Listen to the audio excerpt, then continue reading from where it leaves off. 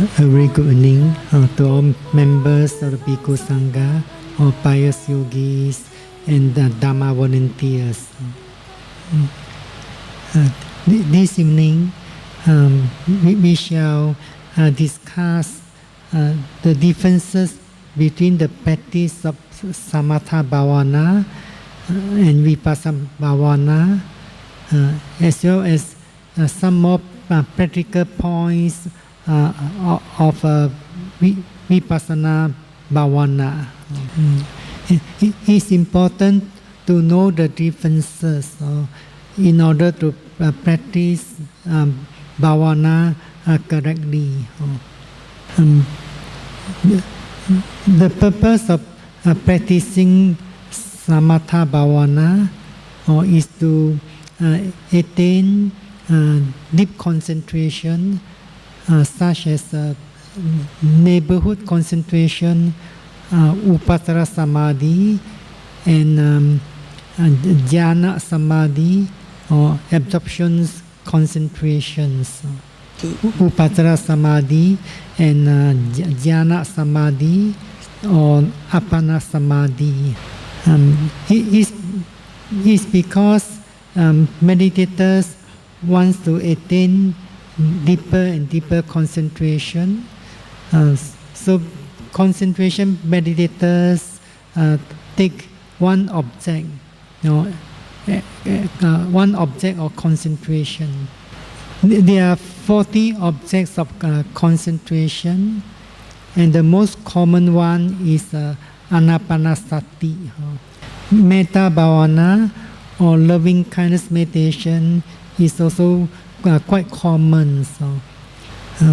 For example, if one take the in-breath and out-breath as an object of concentration, then they have to focus the mind on the in-breath and out-breath and note it as in, out, in, out.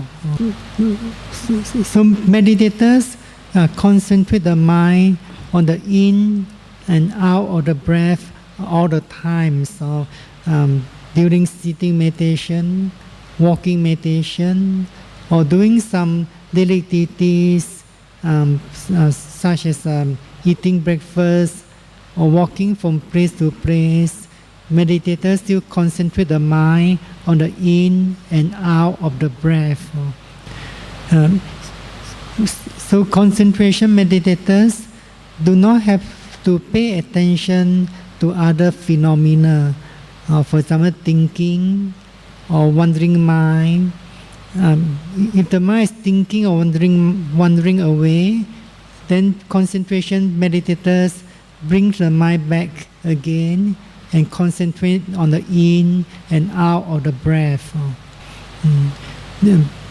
If there's a painful sensation arising during sitting meditation, concentration meditators should ignore that pain and put more effort to concentrate the mind on the in and out of the breath.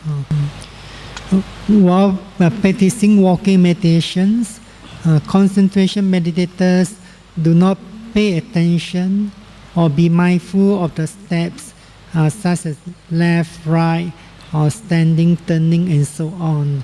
The mind should concentrate on the in and out of the breath during the walking or the whole session of walking.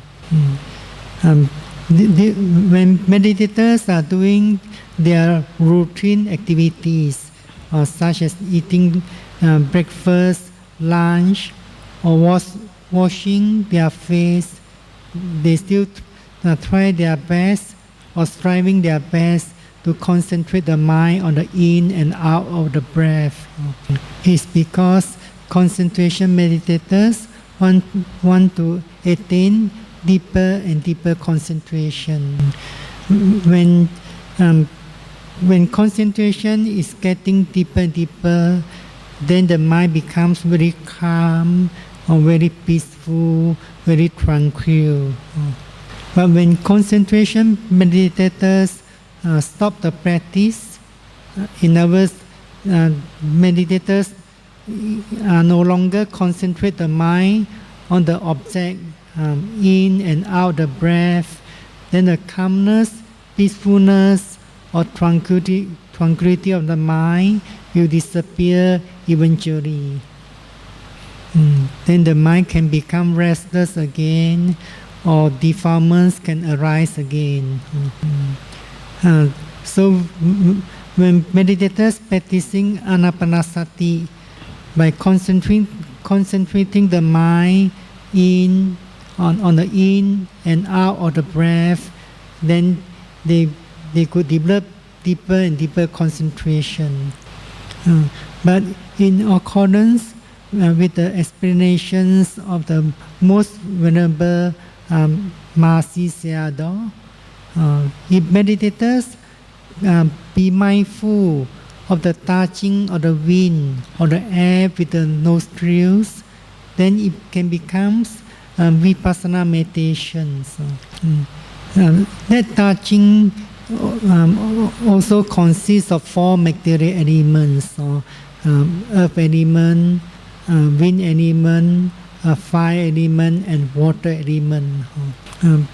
But that touching of the air or the wind with the nostrils could be quite subtle or quite fine. It's not easy to perceive it well.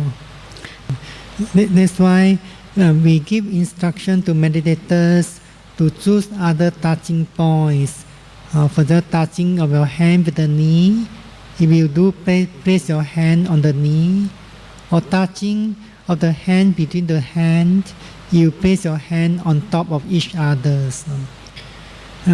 So when meditators concentrate the mind on in and out of the breath, that in and out are concept that does not have ultimate reality.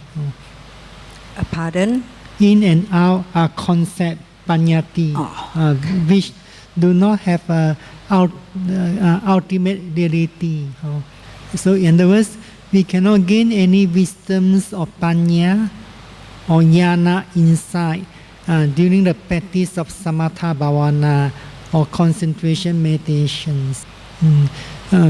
Deep concentration, such as absorption concentration, can only suppress the defilements. So when concentration meditators stop the practice of concentration, so concentration disappears gradually. Defilements can arise again when there's a condition. Similarly, when you practice metta bhavana, you should practice in the way of concentration. You concentrate your mind to develop these thoughts of loving kindness by wishing the object of loving kindness again and again. If there's a strong painful sensation arising, metta meditators have to ignore the pain and put more effort in order to concentrate the mind on the development of the thoughts of loving kindness. But some meditators have been getting used of the practice mindfulness. So it seems like they cannot practice metta at all. The mind always go to that painful sensation. But if the meditators can put forth effort, actually the mind will not go to the painful sensation. Then they can stay with the thoughts of metta. So if they are able to concentrate the mind in the practice of metta bhavana, then they may feel the pain getting less and less. In actual fact, the pain is not getting less and less, but meditators could concentrate the mind or the attention more and more on the practice of metta. So sometimes the concentration on the practice of metta is strong enough. Meditators may not feel the pain anymore. In that way, metta can help him or her to strengthen the mind. So when they go back to the practice of mindfulness meditation, vipassana bhavana, the power of mindfulness can become stronger than before.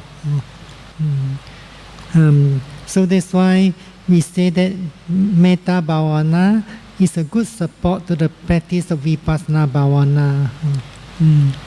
So sometimes meditators have been getting used to the practice of mindfulness meditation. If they are not able to put forth more effort in the practice, then they may not be able to make more progress. More effort. Sometimes vipassana meditators have been getting used to the practice of mindfulness. If they do not know how to increase more effort in the practice, then their progress, they will not make more progress. So when they practice metta bhavana, then there's a chance for them to increase the effort in order to concentrate the mind on the object of concentration. In other words, we try to change the habit of the mind. When meditators acquire the habit to mindful, so sometimes the mindfulness may not be attentive, energetic, or Happy. habit. When meditators acquire the habit of mindful, have this habit of mindful, but sometimes mindfulness may not be attentive, energetic. So to change the habit, meditators have to put more effort into the practice. So when they are able to change the habit from mindful, for example, to the practice of metta bhavana, when they can practice the metta bhavana well, when they come back to the practice of mindfulness, the mindfulness can become stronger or more energetic. So when we practice vipassana bhavana, we should practice in accordance with the discourse Mahasatipatthana Sutta. As you know, Mahasatipatthana Sutta, the great discourse on the foundation of mindfulness, where the Buddha taught us the practice of the four foundations of mindfulness. So the four foundations of mindfulness are mindfulness of body phenomena, or Kayanupassana Satipatthana, mindfulness of feeling or sensation, or Vedananupassana Satipatthana. And the third is mindfulness of consciousness, or Cittanupassana Satipatthana. And the fourth is mindfulness of Dhamma, and Dhammanupassana Satipatthana. So we have to practice all the four foundations of mindfulness. We cannot choose one out of the four foundations. There are many varieties of mental and physical phenomena. Physical phenomena, rupa, consists the four material elements.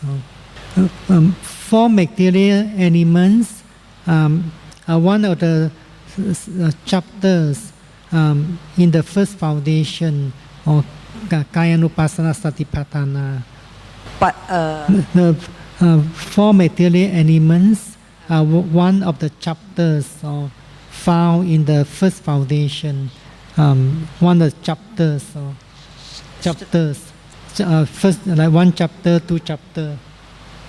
แต่ละบท Like chapter 1, chapter 2, the word chapter. บทโอเค It's one of the chapters in the first foundation. There are few chapters in the few chapters or few subjects of meditations in the first foundation. Um, for example, there's a chapter on mindfulness of four postures. of Four postures. Four postures means Iriyapada. You have to be mindful of your standing, sitting, walking, lying down. There's a chapter on mindfulness of clear comprehensions. In other words, you have to be mindful of for the eating, drinking, for the monk while holding the alms bowl, wearing the robes, and so on. So this meditation begins with the mindfulness of the rupa, that consists of four material elements. But at each moment, only one of the material elements becomes dominant or becomes prominent. wind element At each moment, each second, only one of the material elements manifested clearly or becomes dominant. The four material elements cannot manifest clearly at the same moment, at the same time. But when there are other phenomena arising, for example, pain, then meditators must mindful of pain. If there's a thinking arising, meditators must mindful the thinking and note it as it duly occurs. So meditators should not keep their mindfulness, for example, with the movement of abdomens, whenever there is more distinct object arising. For example, when meditators are mindful of rising movements of the abdomen, if the painful sensation is getting stronger, clearer, then meditators should be mindful of the stronger pain and note it as pain as it duly occurs.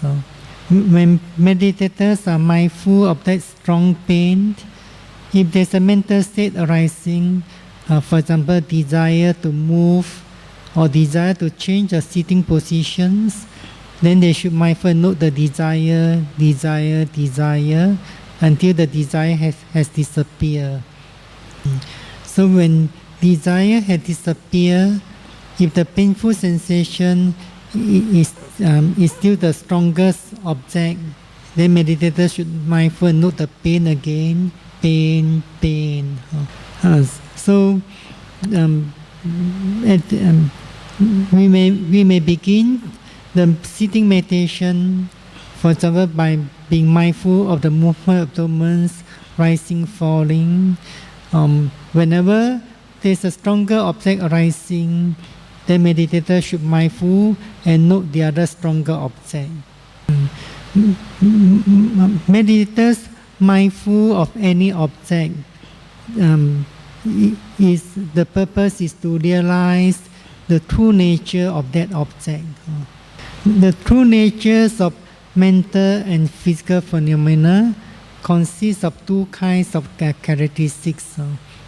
The first is known as sabhava lakkhana, the specific characteristics or the individual's characteristics of the mental and physical phenomena.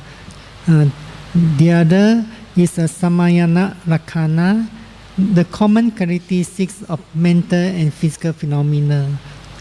So every phenomenon has its own characteristics. For example, the earth element has its own characteristic of hardness and softness. But the fire element does not have this characteristic of hardness and softness. Fire element has its own characteristics of hot or cold or different degree of temperatures. So every phenomenon has its own characteristic. There's no as sabhava lakkhana. But all the mental and physical phenomena have three characteristics, three common characteristics, or they are anicca or impermanence, dukkha, unsatisfactory, anatta, no self or no soul. So the purpose of practicing vipassana bhavana is to realize the true natures of mental and physical phenomena through personal experience, through direct experience. The word pasana means right understanding or realization through personal experience or direct experience. We refers to the three common characteristics. Pasana means right understanding or realization through personal experience or direct experience. The word vi means usually refers to the three common characteristics. So vipassana means realizations or right understanding of these three common characteristics through personal experience, through direct experience. So in other words, vipassana means insight knowledge, or that realizes the three common characteristics of mental and physical phenomena. So bhavana is usually translated as meditation, but the true sense of bhavana means mental development or mental training, mental culture.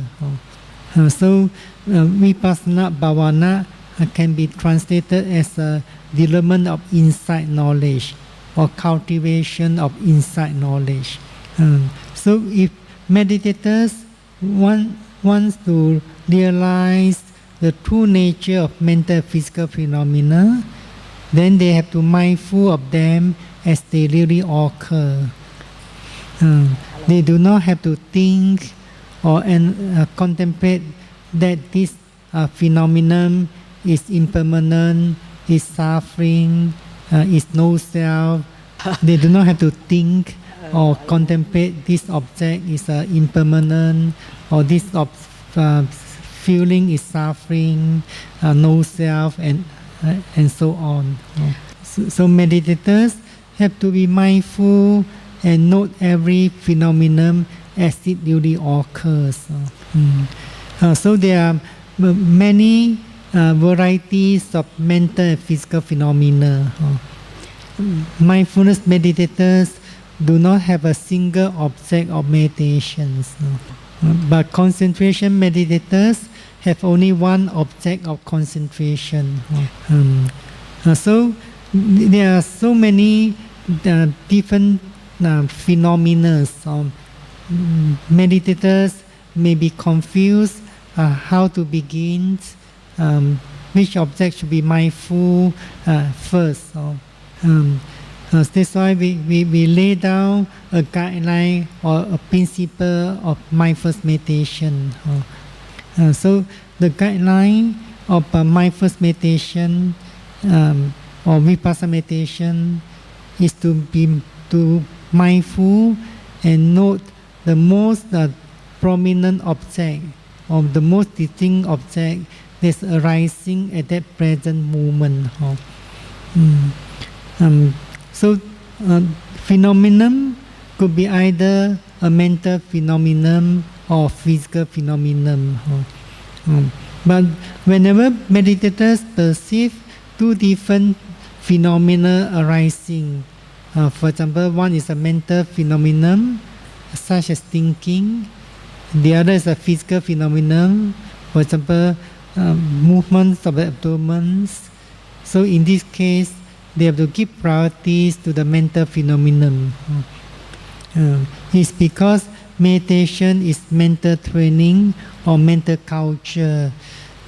So be mindful of a mental state that's arising at that present moment is more important than mindful of a physical object. If meditators are not able to mindful of every mental state arising during meditations, they may not be able to make more progress. So whenever there's a thinking arising, for example during sitting meditation or walking meditations, meditators must mindful and note the thinking precisely or attentively. Sometimes it's not easy to perceive and mindful of the thinking mind and other mental states precisely. In the practice of samatha meditation, meditators will bring the mind back and concentrate on the object or concentration again. But when meditators are practicing mindfulness meditation, they should be mindful of the thinking mind and note it until that thinking mind has disappeared by itself. They should not bring the mind back to the basic object of sitting meditation, the movement of abdomen or sitting touching. Whenever meditators are mindful of every mental state, for example thinking, they should not have the desire to cut off the thinking or to get rid of the thinking. When meditators are mindful of the mental states, for example thinking, they want to realize that this thinking is a process which subjects to arising and passing away by itself.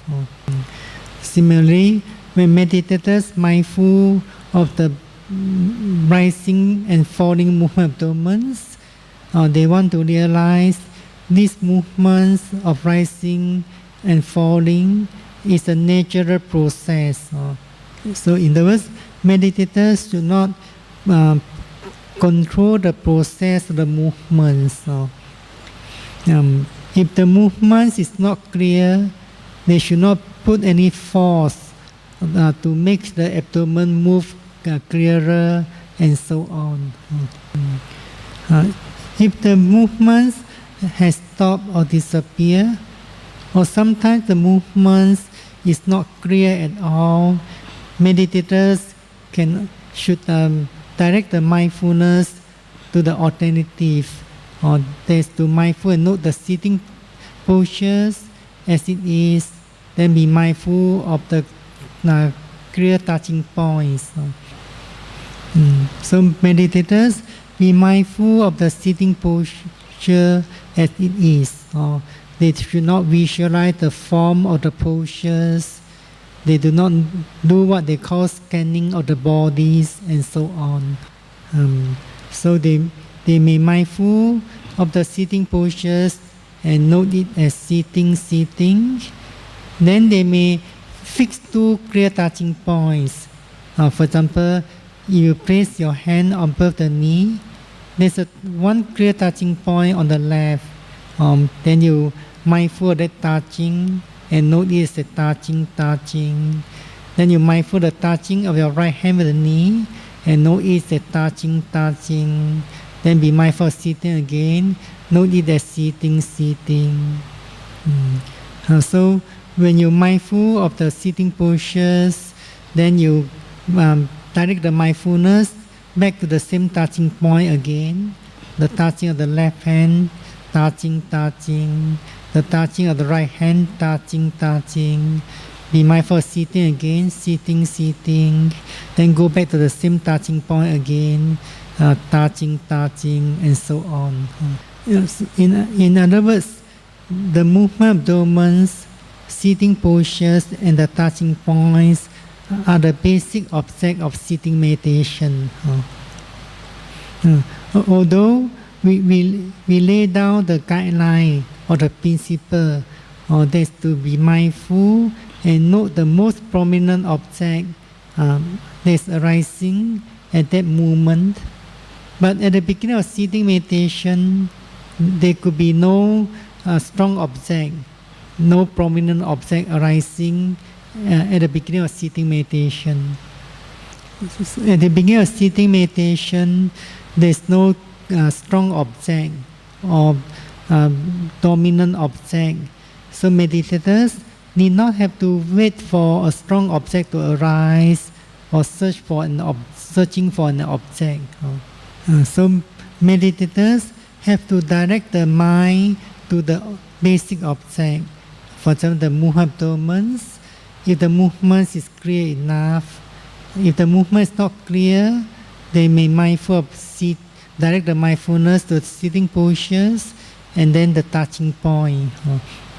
So this basic object help the meditators to begin the sitting meditation. But they should not cling to this object. For example, movement of abdomens as the only object of sitting meditation.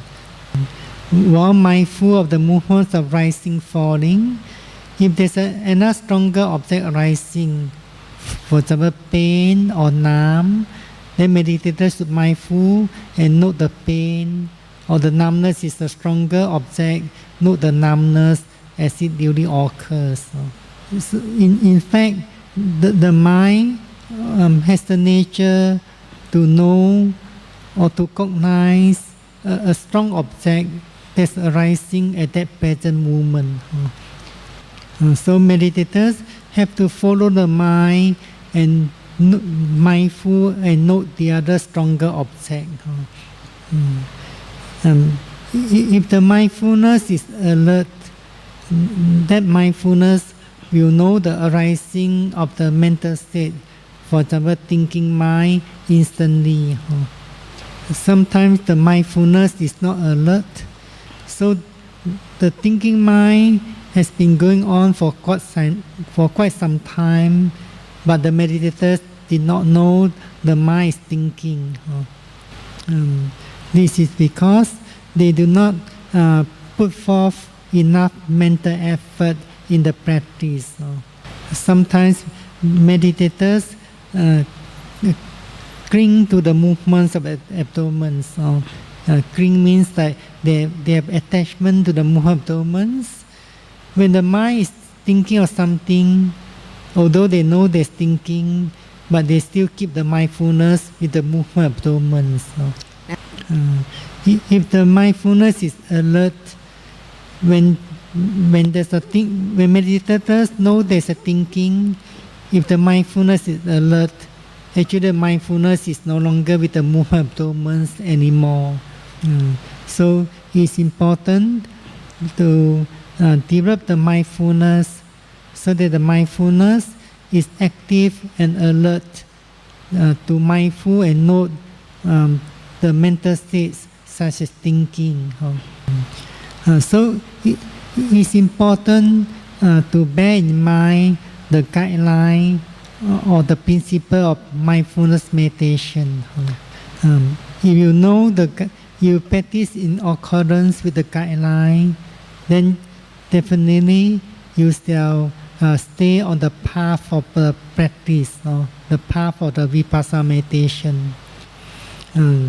So the guideline is to mindful and note the most dominant object that's arising at that moment. When there are two different phenomena, one is a mental phenomenon or mental object, the other is a body object. Meditators should give priority to the mental object. Give priority to the mental object. When that mental object has disappeared, then meditators be mindful of the most distinct object that's arising in the body. If the movement of abdomen is the most distinct object, then they mindful of the movement of abdomen as it duly occurs. If there's no movement of abdomen, or the movements of abdomen is not clear at all, at the same time there's no other distinct object, then meditators should be quick enough to direct the mindfulness to the sitting postures and then the touching points. Whenever meditators make mental noting or labeling, that labeling should be a brief one. They should not drag the labeling. Or for example, when the mindful rising movements, they drag the labelings so that the labeling going side by side with the movements of rising. It's because labeling is not mindfulness meditation. Labeling is to help the meditators to develop the mindfulness so that the mindfulness becoming more and more attentive, energetic and precise. Sometimes meditators perceive a short process of rising movements, but the meditators have not yet made labeling. That short process of rising movements already stopped, then they should not make any more labeling. Short process of rising. Sometimes meditators perceive there's a short process of rising movements, but not yet make the labeling, not yet make the mental labeling rising. The movements already stop. Then they should not make labeling. Meditators can make labeling because the object has been arising and not yet passing away, not yet disappear. In other words, if the object not yet arising, meditators cannot make any labeling. When the object had passed away, meditators cannot make labeling anymore. Similarly, during walking meditation, if the lifting movements not yet have appeared, meditators cannot make labeling lifting. Similarly, when meditators are mindful of the lifting movements during walking meditation, if the lifting movements not yet started or appear, meditators do not make labeling lifting. Meditators must perceive clearly the lifting process, then only make the labeling. So at the moment of making the labeling lifting, meditators should be mindful of their lifting movements. They should not pay attention to the labeling. They should not drag the labelings. Meditators should not purposely control the movements so that the labeling becomes synchronized with the movements. Meditators should not purposely control the movements so that the labeling becoming synchronized with the movements.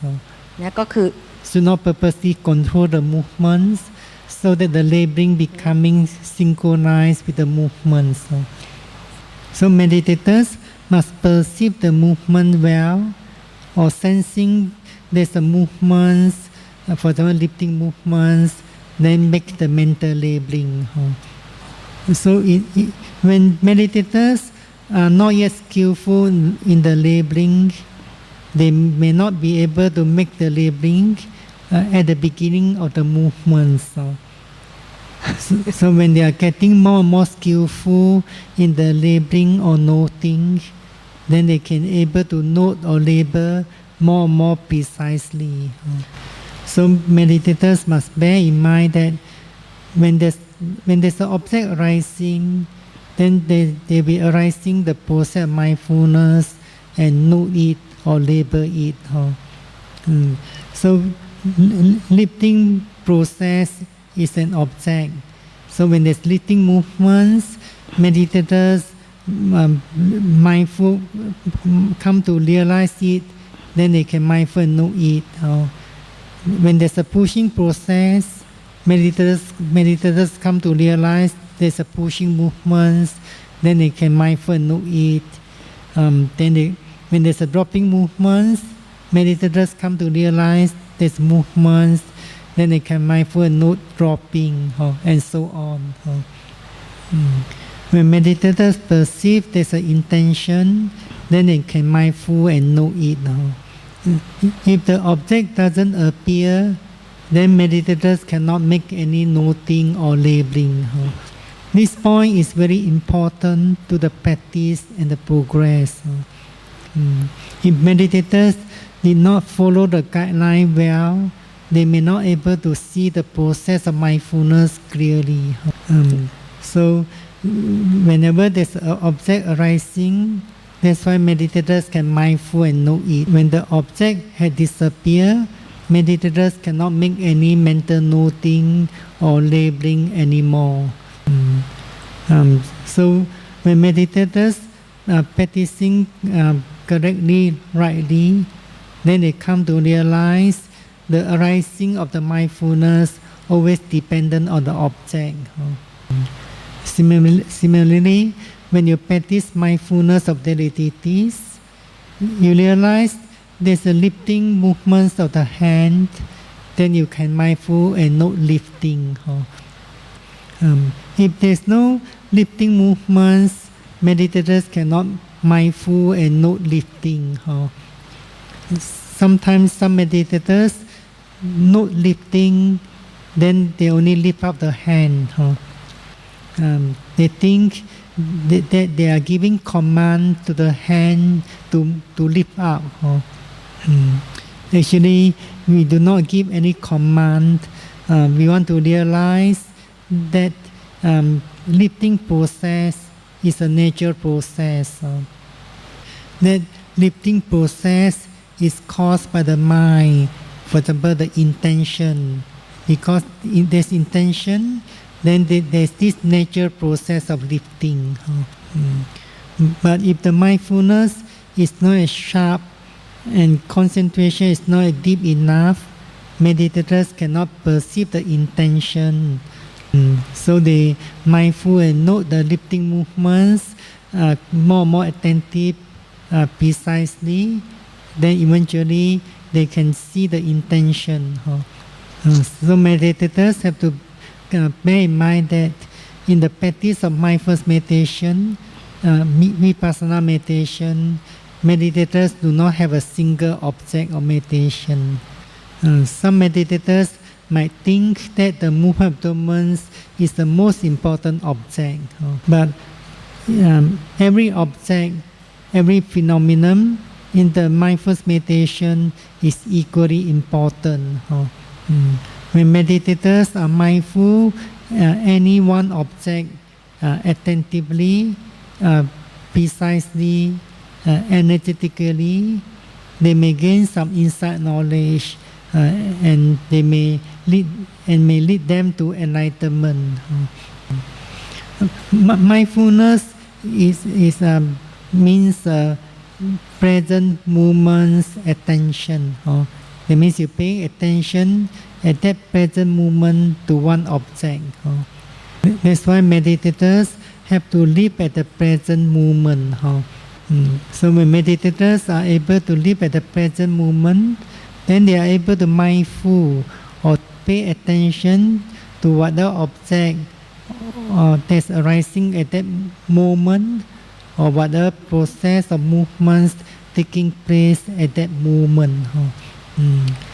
So I wish all meditators living at this present moment do not let the mind wander to the past or thinking of the futures, so that you can develop mindfulness from one moment to next moment, from one object to next object, and attain deeper concentration, and realize the true natures of mental physical phenomena, and uproots the mental defilements, and attain enlightenment.